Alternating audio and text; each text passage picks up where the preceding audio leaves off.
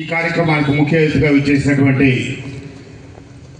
మా అన్నగారు జిల్లా జనసేన పార్టీ అధ్యక్షులు గౌరవ సామినేని ఉదయభాను గారికి, అలాగే మన మైలవరం నియోజకవర్గ జనసేన పార్టీ ఇన్ఛార్జ్ అక్కల గాంధీ గారికి, ఈనాటి PACS ముగ్గురు సభ్యుల కమిటీకి చైర్మన్గా వ్యవహరిస్తున్నటువంటి సోదరుడు సతీష్ కుమార్ గారు, అట్లాగే ముగ్గురు కమిటీలో మరో ఇద్దరు సోదరులు గుంజి ఆంజనేయులు గారికి, అలాగే సోదరుడు పత్తిపాటి వినోద్రావు గారికి, అలాగే మార్కెట్ యార్డ్ చైర్మన్ వైస్ చైర్మన్లకి, మా నాయకులు ఉయ్యూరు నరసింహారావు గారు, అలాగే జంపాల సీతారామయ్య గారు, శోభన్ బాబు గారికి, పూర్ణయ్య గారికి, అలాగే సోదరుడు శ్రీకాంత్ గారికి, వేదికను అలంకరించిన పెద్దలకి, ఈ కార్యక్రమానికి చేసిన తెలుగుదేశం, జనసేన, బీజేపీ కుటుంబ సభ్యులందరికీ నా నమస్కారం.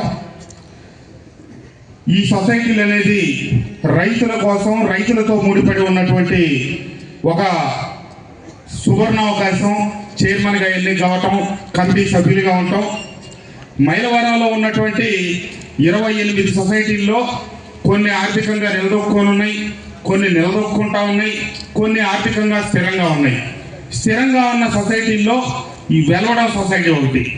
గతంలో ఉత్తమ సొసైటీగా ఎన్నిక కాబడిన సొసైటీ.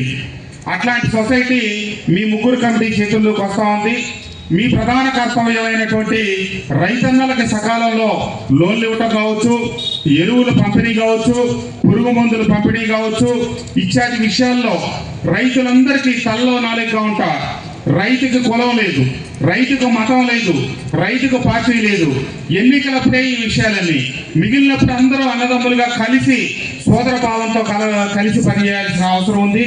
తప్పకుండా దీని చరిత్రలో మైలవరం నియోజకవర్గంలో అప్పులు లేని సొసైటీలు ఉన్నాయి తప్పితే నిల్వలు చేసుకున్న సొసైటీలు ఏమైనా ఉన్నాయంటే ఈ వెల్లవరం సొసైటీయే. 9 కోట్ల పైసలకు ఈ సొసైటీకి డిపాజిట్ల రూపాయన డబ్బు ఉన్నాయి. కాబట్టి ఈ 9.5 కోట్లు 12 కోట్లు అయ్యేటట్టు రైతన్నలకి సకాలంలో మనం కనుక రుణాలు ఇవ్వకపోతే వాళ్ళు ప్రైవేటు వడ్డీల మీద డిపెండ్ అయ్యి ఆర్థికంగా నష్టపోయే అవకాశం ఉంది. కాబట్టి మీరు పూర్తిగా అనుసంధానం చేసుకోవాలి. మీకు ఏ సమస్యలున్నా శాసనసభ మా కార్యాలయానికి సంప్రదిస్తే తక్షణం మీ సమస్యలు పరిష్కారం అవుతాయని చెప్పి తెలియజేస్తూ, ఈ గ్రామంలో చాలా భిన్నమైన గ్రామం వెలవడం మైలవరం నియోజకవర్గంలో. ఆ రకంగా పోలిస్తే ఈ రాష్ట్రంలో కూడా భిన్నమైన గ్రామం వెలవడం గ్రామం. ఎందుకంటే ప్రవాసీలు ఎక్కువగా ఉన్న గ్రామం.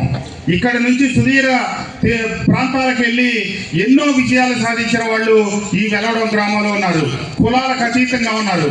కాబట్టి అందరినీ కలుపుకొని ముందుకు సాగి వాళ్ళందరి సహకారంతో ఈ గ్రామం నియోజకవర్గంలో అత్యంత అభివృద్ధి చెందిన గ్రామాల్లో ఈ గ్రామం ఒకటి. కాబట్టి అదే వరవడిని, అదే పరంపరని పార్టీలకు అతీతంగా అందరూ స్నేహభావంతో ఈ గ్రామాన్ని అభివృద్ధి చేసుకోవాలని చెప్పి తెలియజేస్తూ, ఒక్క అవకాశం ఇవ్వండి అని చెప్పి జగన్మోహన్ రెడ్డి గారు 2019లో అధికారంలోకి వచ్చేటప్పటికి చంద్రబాబు నాయుడు గారు 2 లక్షల కోట్ల అప్పుతో ఆయన చేతిలో పెడితే అస్తవ్యస్త పరిపాలనా విధానాలతో, అసంబద్ధమైన నిర్ణయాలతో మళ్ళీ 24లో కూటమి ప్రభుత్వం అధికారంలోకి వచ్చేటప్పటికి 12.5 లక్షల కోట్ల అప్పుకు చేర్చాడు జగన్మోహన్ రెడ్డి గారి రాష్ట్రాన్ని. ఒక రోడ్డు బాగు చేయలేదు, ఒక అభివృద్ధికి నిధులు కేటాయించలేదు. మరి 12.5 లక్షల కోట్ల అప్పై కూర్చుంది. కానీ ఈ కూటమి ప్రభుత్వం అధికారంలోకి వచ్చిన మొదలు నుంచి నరేంద్ర మోడీ గారి ఆశీస్సులతో, పవన్ కళ్యాణ్ గారి సహకారంతో, చంద్రబాబు నాయుడు గారి అన్ని వ్యవస్థల్ని ఘాటన పెట్టి రాష్ట్రంలో ఉన్న కాంట్రాక్టర్లకి దాదాపుగా 1,00,000 కోట్ల రూపాయల అప్పులు పెట్టేటప్పటికి ఏ కాంట్రాక్టరు ఏ పని చేయడానికి సిద్ధంగా లేడు. కానీ అప్పులన్నీ తీర్చి వాళ్ళకి ఇవ్వాల్సిన బిల్లులు చెల్లిస్తా ఒక్కొక్క పనులు ప్రారంభిస్తా ఉన్నాం. ఉదాహరణ ఈ రోజే 6 కోట్ల రూపాయలతో ముందు 7.5 కోట్లతో టెండర్లు పిలిస్తే రకరకాల కారణాలతో టెండర్లు రద్దయ్యి మళ్ళా అత్యవసర పనుల కింద 6 కోట్ల రూపాయలు కేటాయించి మైలవరం నుంచి మన చంద్రాల చెరువు దగ్గర ఉన్న రోడ్డు మీద కల్వర్స్ వరకు మొదటి దశలో ఇప్పుడు టెండర్ల ప్రాసెస్ రేపటితో పూర్తవుతుంది. టెండర్లు వేయాల్సి వాళ్ళు వేశారు. ఇక ఓపెన్ చేసి వచ్చే 10 రోజుల్లో పనులు ప్రారంభించి నెల రోజుల లోపల తారు రోడ్డు పూర్తి చేయాలని చెప్పి అధికారులు నిబంధనలు పెట్టారు కాబట్టి సెప్టెంబర్ ఆఖరి లోపల ఈ రోడ్డు నిర్మాణం పూర్తవుతుంది. మళ్ళీ అక్కడి నుంచి 7 కోట్ల రూపాయలకి పైకి ప్రతిపాదనలు పంపించారు. అక్కడి నుంచి మన మైలవరం నియోజకవర్గం చివరి దాకా. అట్లాగే కందులపాడు నుంచి విశ్వనపేట దాకా వెళ్లాల్సిన వివి రోడ్డుకి 60 కోట్లు కావాలి. కానీ మొదట అత్యంత ఇబ్బందికరంగా ఉన్న కందులపాడు నుంచి ఇక్కడ గణపవరం అడ్రోడ్డు దాకా 6 కోట్లతో ప్రతిపాదనలు పంపించాం. 6 కోట్ల ప్రతిపాదనలు ఈ వచ్చే వారం 10 రోజుల్లో శాంక్షన్ అయ్యి పూర్తయ్యే అవకాశం ఉంది. అది కూడా టెండర్లు పిలిచి తక్షణం ప్రారంభిస్తాం. ఈ రకంగా కూటమి ప్రభుత్వం అధికారంలోకి వచ్చిన ఈ సంవత్సర కాలంలో వ్యవస్థలను ఘాటన పెడుతూ సంక్షేమ పథకాలు ఏమైతే చెప్పామో సూపర్ 6 పథకాలు ఒక్కొక్కటి దేశల వారీగా అమలు చేస్తా ఉన్నారు.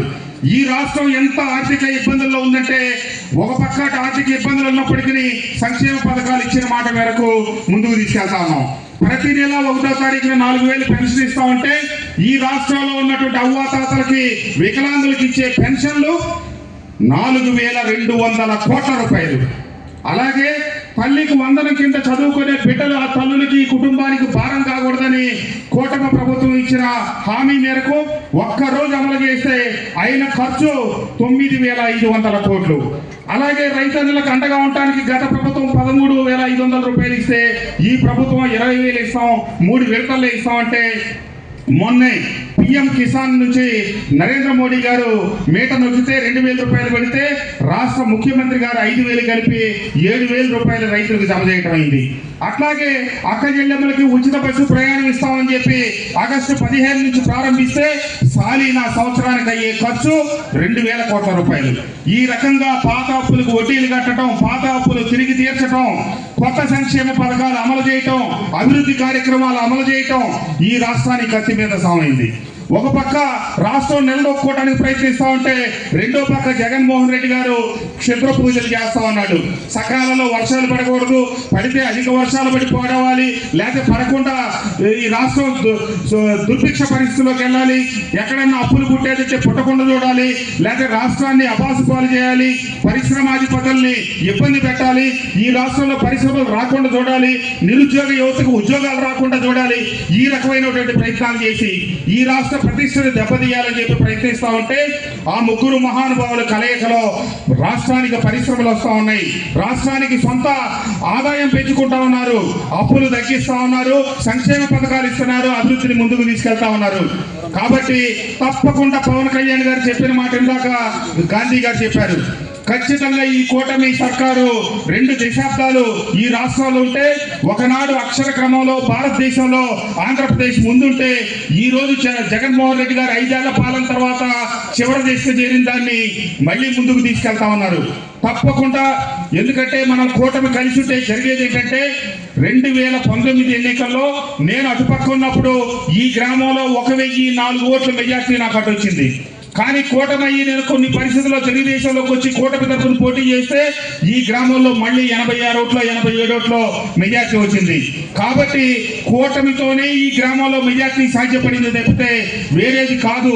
కాబట్టి తెలుగుదేశం అయినా, జనసేన అయినా, బీజేపీ అయినా మనందరం కలిసి ఉంటేనే ఈ రాష్ట్రాన్ని సమిష్టిగా అభివృద్ధిలో ముందుకు తీసుకెళ్లగలం, అలాగే మనం విజయాలు సాధించగలం అని చెప్పి తెలియజేస్తూ తప్పకుండా మేమందరం ఒక కుటుంబంగా ముందుకు సాగుతామని అందరూ కూడా అన్ని గ్రామాల్లో ఉన్న 3 పార్టీల నాయకులు కూటమి ఐక్యతని గౌరవించాలని చెప్పి తెలియజేస్తూ ఈ ముగ్గురు ఈ రోజు ప్రమాణ స్వీకారం చేస్తున్నటువంటి సోదరులు ఈ వెలవడం గ్రామంలో ఏ రకమైనటువంటి ఐక్యతకు భంగం కలగకుండా, కూటమి ధర్మానికి విఘాతం కలగకుండా ఈ గ్రామానికి ఉన్న ప్రత్యేకతలను కాపాడుతూ అభివృద్ధి పరంగా అలాగే రైతులకి అండదండలుగా నిలవాలని చెప్పి మరొక్కసారి కోరుకుంటూ వారికి శుభాకాంక్షలు, శుభాభినందనలు తెలియజేస్తూ ఈ కార్యక్రమానికి చేసినటువంటి వేదిక మీద ఉన్నటువంటి పెద్దలకి, కూటమి నేతలకి, గ్రామ సోదర సోదరీమణులందరికీ నా హృదయపూర్వక ధన్యవాదాలు, నమస్కారాలు తెలియజేస్తూ సెలవు తీసుకుంటా ఉన్నాను. జై హింద్.